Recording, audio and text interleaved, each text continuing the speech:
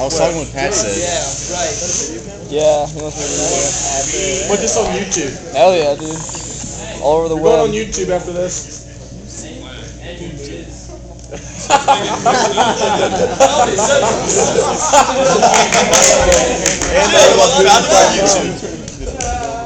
Just make a quick note that this wasn't really my idea. It was Rahaz over there, so golf clap.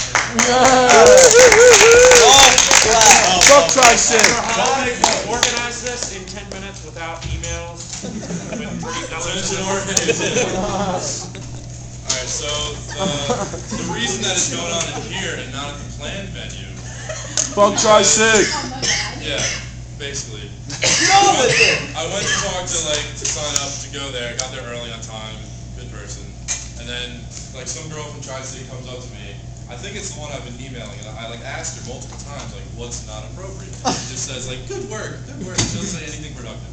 So then she comes up to me before it's about to start. She just kind of looks at me and she's like, all right, you have to make sure that everything is appropriate. I'm like, oh, not liking this from the start. We're going to have to define what is and what is not appropriate. And as it turns out, cursing, sexual references, and underage drinking is inappropriate. And that's kind of all I have. Yeah! Woo! Roll Tide! Roll Tide. So now here we are. Mike, did you rip one? And let's take it from the top. So a big thing is always trying to figure out what's the first thing I want to talk about. I didn't really know where to start, so I watched some comedy on YouTube, and all that stuff. So they all started by saying, they're happy to be in whatever city they're in. I don't think that applies here. I can't really come out here and tell you dead ass that I'm happy to be in Harrisonburg. I call this place West Bumblefuck. It's not cool, and one of the main attractions for leaving the JMU bubble is to wander out over Walmart and see the kind of inbred slime that flops the way out and shit. Hey, I'm from here.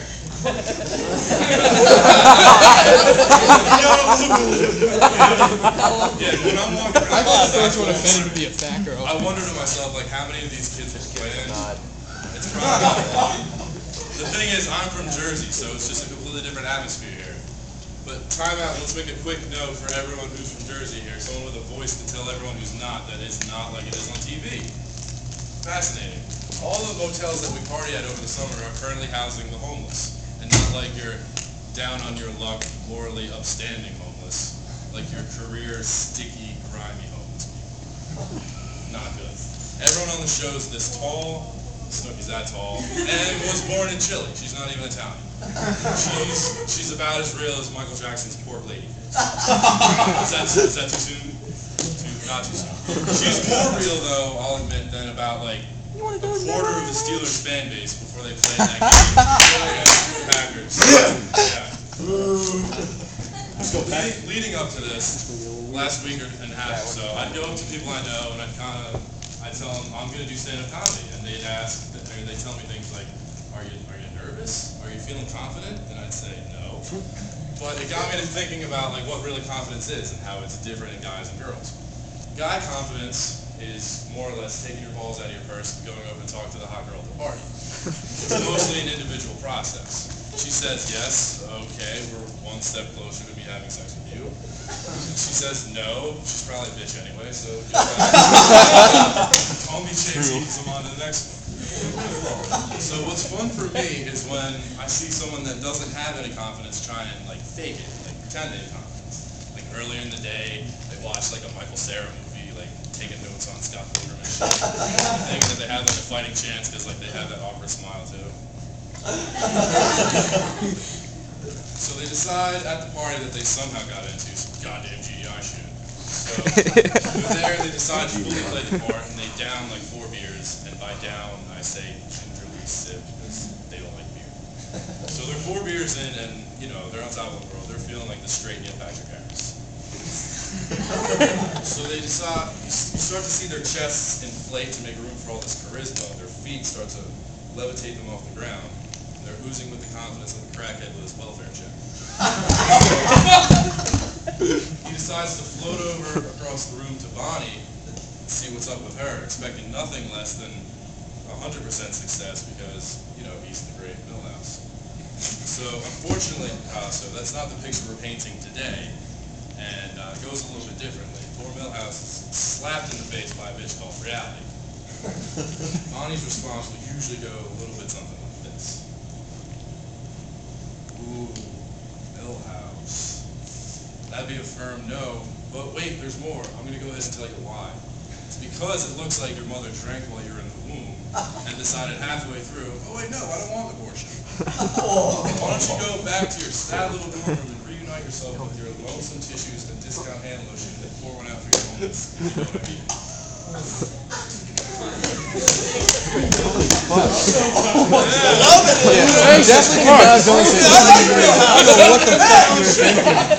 I don't know what you were thinking. Be gentle though. You don't want that friction burn again. This could be the 4th time this week you got yourself to sleep, and your roommate's probably not going to hold himself back this time when he starts to put the pillow over your feet. So, why don't you do us all a favor and get the fuck out of my face before I do the socially adjusted world a long overdue favor and remove you of the balls that you seem to have but in no way deserve. Deep breath, because Bonnie's a bitch. It would suck to be ugly. So girl confidence is a little bit different. It's more of a team sport. It's all about girls telling each other how great they look at any and all times. So imagine the picture painted. Sally comes out of Mr. Chips with an armful of Sprite to help choke down that horrible tasting strawberry brunettes. Side note, why does that shit even exist? It tastes like the inside of an ass. It tastes about as good as Joan Rivers looks in any room with lights on. Back to Sally. She's on her way over, armful of chasers, to the pregame.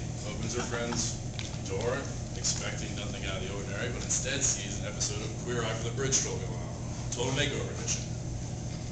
So she's kind of confused. She says, "Girls, what's going on in here?" They all stop. Turn around, look in unison, and scream, "Stella's getting her groove back tonight! Tonight she will look fabulous. It's a total makeover, and she's going to look great." And they all just start dancing and singing and saying how great their hair looks and how great their shoes go with that skirt. So, even Millhouse can hear something negative about his body and more or less still keep his shit together. But 9 out of 10 girls I know will lose it more than like the straight guy dropping the soap in prison for the first time.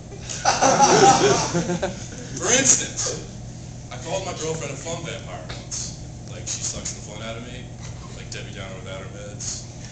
So we got in a big fight because someone can't handle some constructive criticism. And now she's my ex-girlfriend. It's total hypocrisy. I call extra bullshit on the whole thing because girls have the greatest support system on earth, each other. I wish men had half the support system that women had. I experienced the male support system trying to figure out whether I should do the show or not. I'd go up to people and say, "Hey, I'm going to do comedy." Or like, "Should I do comedy?" They'd say, "Yes," as if it was a guy. And I'd say, "But wait, what if I'm not funny?" They'd say, "Fucking pussy." Just give me my M&M's back. Put some pants on. People think people not wearing pants. So I do want to keep girl confidence in perspective. A compliment is still just that. It's a word. It's not going to change the way you look. So telling Brenda she's not fat will make her stop crying, but it's not going to make her any smaller than she is. She's still the size of the exercise ball she refuses to ever go anywhere. The reason I take a minute to piss in Brenda's Wheaties is to tell any and all clothing manufacturers in attendance that tight clothes should not come in sizes above large. Amen. We're all given imaginations, and some things are better left to it. I'm not trying to see how much your different various body parts jiggle from an average step, so please stop showing me. Okay, all right, it's fair to say I've taken some shots, and I've made fun of some people. So I think it's only fair I'll turn it back around and make fun of myself a little. Fair is fair. So you'll all look, notice the color of this shirt. Black, Akon black. Maybe not Akon, like that guy's a skip hop and a jump from purple. It's very So the reason for that is because I sweat a lot. I don't really know why, it's just awkward as hell. I'm constantly like putting my arms at awkward angles for like handshakes and stuff. People like in class like, "Throw your hands up, but you just don't care." I kind of care. I care a little bit. I'm not fully committed. So it's not like I'm nervous all the time. I'd say if nothing else, I have the balls to come up here and do an impromptu show in front of a bunch of people who some of who I've never met before. So I think the thing is that it's just my body's natural reaction to any emotion that I ever feel, ever. Like I'm feeling happy. Like we should probably tell everyone around Fire up the pits, yes. Conversely, he's feeling sad. I know it will cheer him up. Sweat him like a fat kid playing Dance Dance Revolution. So, enough about me. Let's talk about you. More about me? You insist. When I grow up and settle down, there is one thing I'd like to never happen, and that is a daughter. We'll clear one thing up. I'm expecting horribly retarded children based on all the jokes I make and horrible things that I laugh at. I'm sure if Karma has anything to say about it, it won't be a problem. But, please not at all. It's primarily because I'm awesome and handsome as shit, and I know my wife will be a supermodel who can count to 21. I say 21, so I know she can count without using her fingers and toes. So when me and my awesome wife have kids together with a surrogate mother, because I'm not trying to deal with that after a kid comes out.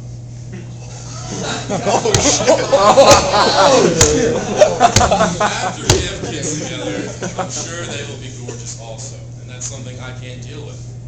It's basically because I don't want my daughter to meet people like me. I'm a horrible influence. I got a hand job in the theater of Madagascar too. Like, no. Yeah!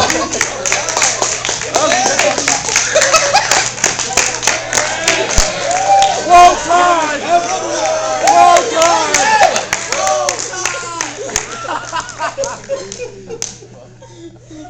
Y'all didn't know this bird was born in 28. Now, Roll Tide! It couldn't have been better. None of it was planned. Why are you telling jokes? No one's listening. In other news, I play baseball, so that means obviously my son's going to be in the majors one day. I hope he likes steroids in his Lunchables. The point is, it's going to be extremely hard for me to have a superstar athlete son when I have a daughter. I need someone to have a catch with. When I need someone to have a catch with if I have a daughter, I'm going to have to go down the street and borrow my neighbor's kid.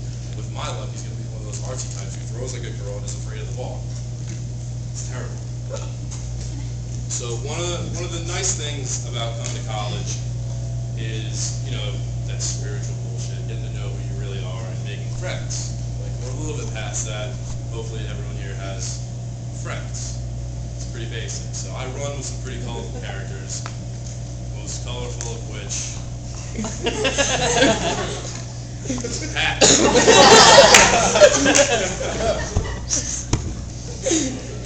So I love ever so much just run through a typical Friday and/or Saturday night. Fast forward to pregame time because nothing cool happens during the day. This all happens in a land far, far away. Different dorms and different buildings. So we usually take shots of like Ruble vodka and chase it with Four Loko. Classy stuff, you know. If you've never heard of Ruble, don't let the name fool you. It's like $15 a handle. It's in a plastic container. Like, it's just horrible. So I remember one time when after all that happened, we went out. We didn't even have a party in mind. But Pat's friend from out of town, Kevin, came in. And Kevin's the kind of guy, he doesn't just do shit, he gets shit done. So we went out with Kevin, all of us. We didn't have a party in mind, but Kevin was the reason we got into a party with him, that specific party. So, like everyone else, this poor girl was just waiting for the bus to just come up. But Kevin decides to walk up on her and drop some lines. This isn't how it walks, but he's getting over there. And taps on the shoulder. She turns around and she's like, "Oh, hey, hi, yeah, what's going on? Do you go here? Like, what's that?" Just kind of basic small talk questions. Kevin doesn't just respond normally. He says, "No, I'm from back in Delaware. I'm here visiting my friend Pat. I'm actually retarded. What are you doing tonight?" True story. Awesome. So yeah, surprisingly, this girl doesn't know what to say to that. So she kind of stumbles around like, going to my friend's house. Do you want to come? Like, I don't even know if she wanted him to come or not. She probably just felt bad because he's apparently retarded. You think we're done, but oh no. Because Pat comes up, puts his hand up